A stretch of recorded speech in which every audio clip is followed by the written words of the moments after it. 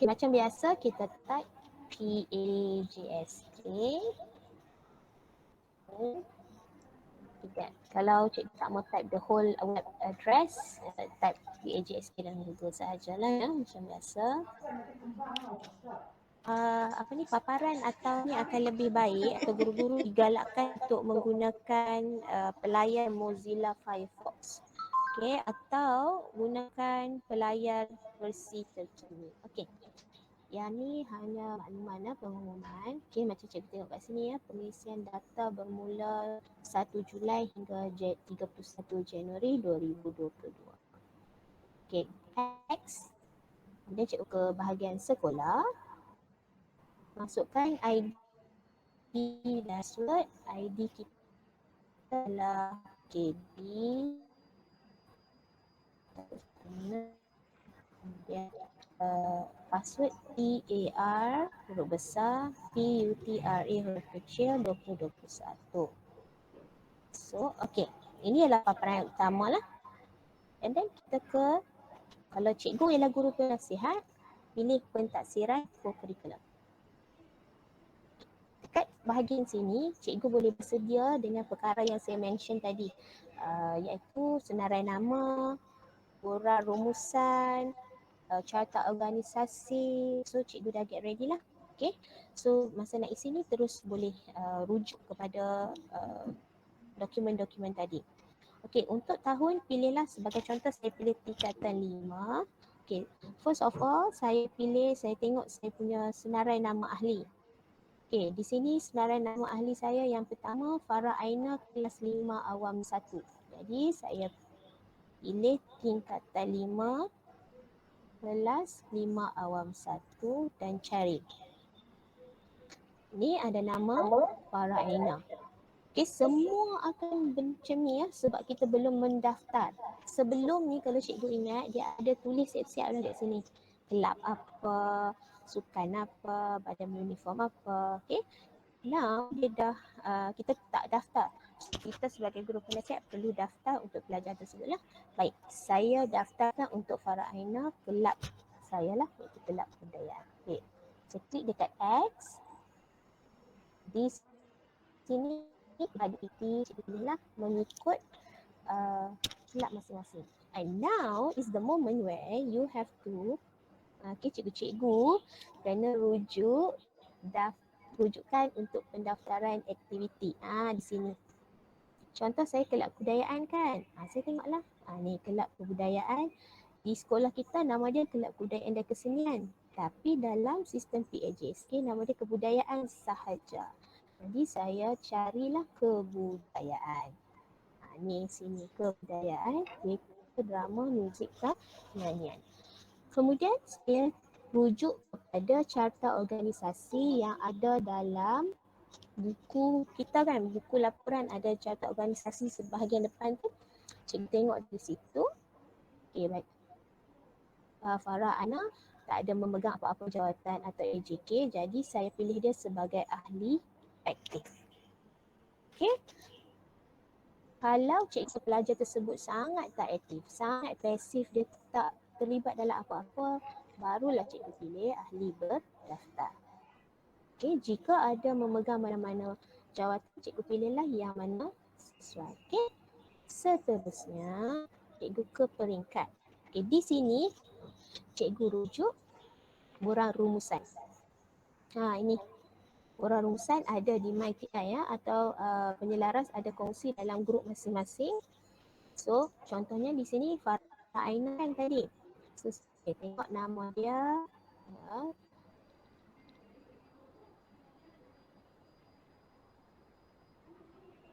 Macam yang tertinggi di akhir sekali. Supaya saya boleh detect terus lah. Ikut kepada kesesuaian cikgu dan macam mana cikgu nak uruskan.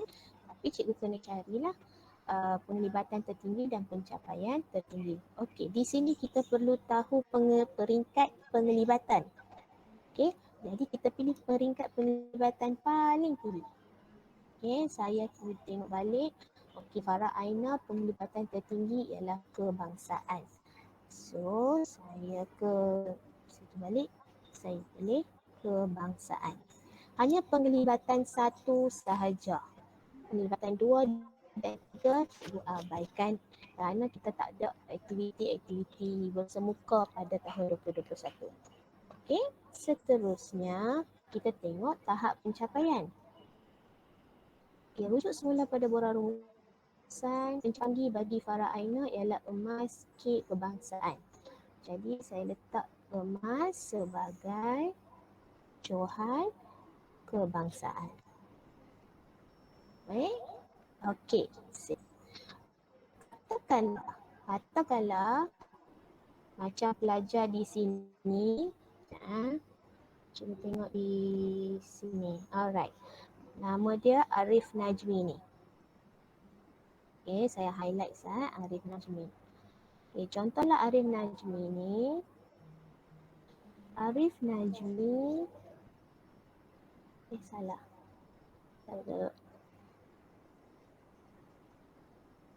Okay, contoh Arif Najmi.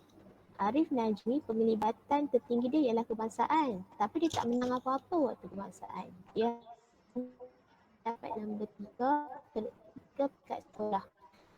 Jadi dekat bahagian sini tahap pencapaian dia pukul kedua sekolah. Tak sampai kata boleh apa, tahap pencapaian boleh berbeza daripada peringkat tu. Kita ambil penglibatan paling tinggi dan tahap pencapaian paling tinggi.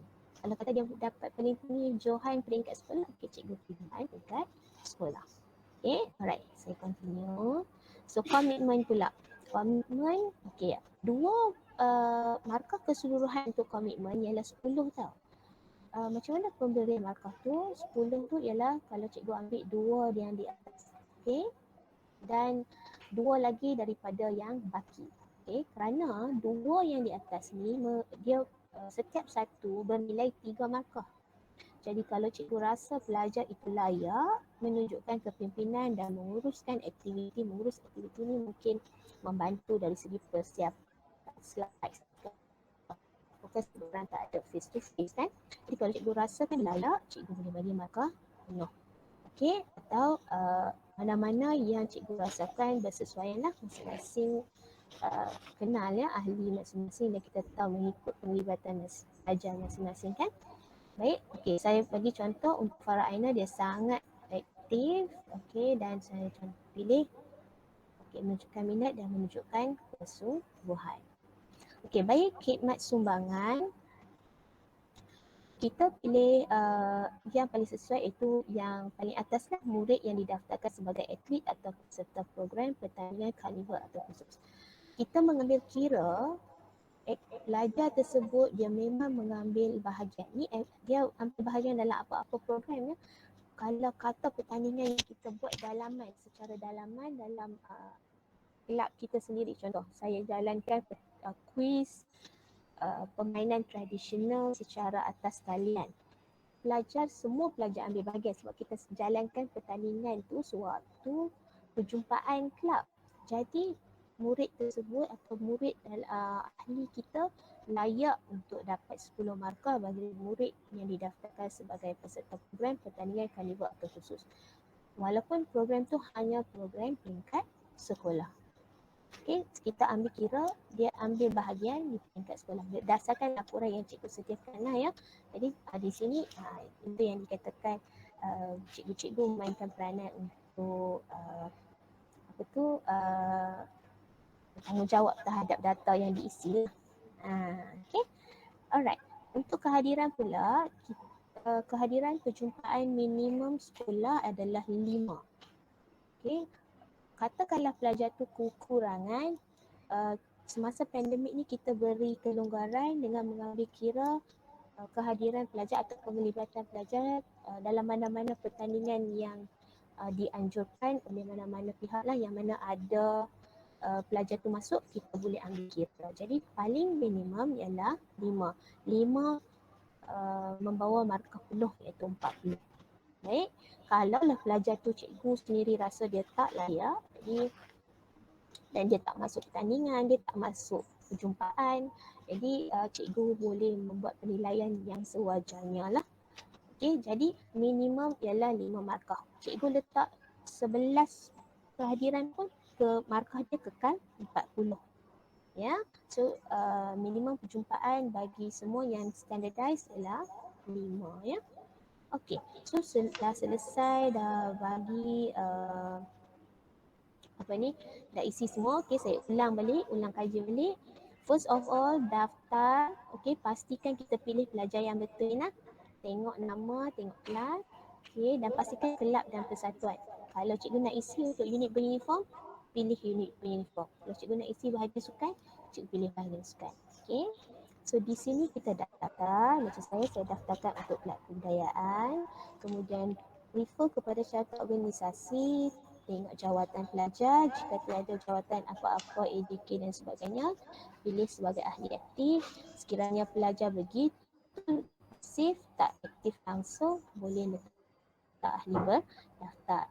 Kemudian untuk peringkat, rujuk pada borang rumusan, tengok penglibatan pelajar yang tertinggi. Okey, penglibatan 2 dan 3 boleh diabaikan. Seterusnya, tahap pencapaian boleh berbeza daripada peringkat. Okey, rujuk pada borang rumusan. Kalau pelajar menang bahagian lain, boleh pilih bahagian lain. Okey, dia boleh menang. Kalau contoh dia keempat peringkat sekolah, just tick di situ sahaja. Seterusnya ialah komitmen. Komitmen ni adalah berdasarkan kepada penilaian cikgu lah. Baik, kalau pelajar tu layak untuk dapat markah penuh, pilih 2 yang di atas dan baki 2 dari mana-mana item yang cikgu rasa sesuai. Seterusnya khidmat sumbangan peringkat sekolah. Jadi kalau kita mengambil we assume that pelajar tu masuk dan join pertandingan yang kita anjurkan, walaupun dia kalah tapi dia ada kan dalam perjumpaan, dia masukkan pertandingan tersebut, jadi dia layak dapat yang 10 markah. Okey, item pertama. Dan kehadiran adalah minimum iaitu 5 kehadiran dan membawa markah 40 markah. Okey, jadi cikgu boleh terus simpan dan untuk pelajar seterusnya kembali. Cikgu akan nampak, nah dah tersedia di situ nama kelab kebudayaan. Maknanya kita punya pendaftaran dan juga pengisian markah telah berjaya. Okey, saya teruskan. Boleh ya? Kemudian sebagai guru kelas, kan tadi saya cakap guru kelas kena isi extra curriculum. Baik, untuk guru kelas ke bahagian kiri ni, item yang ketiga pentaksiran extra curriculum. Sama juga macam saya guru kelas tingkatan 5 awam 1, saya pilih tingkatan 5 kelas 5A1 dan cari. Alright, ada nama semua terpampang di sini.